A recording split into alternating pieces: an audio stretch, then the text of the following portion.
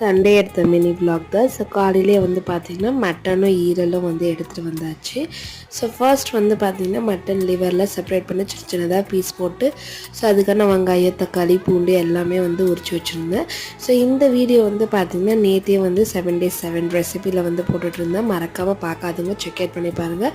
நிறைய பேர் வீட்டில் அரைச்ச மிளகாத்தூள் என்ன யூஸ் பண்ணுறீங்கன்னு கேட்டிங்க. நான் நிறைய வீடியோஸில் வந்து ஷேர் பண்ணியிருக்கேன்.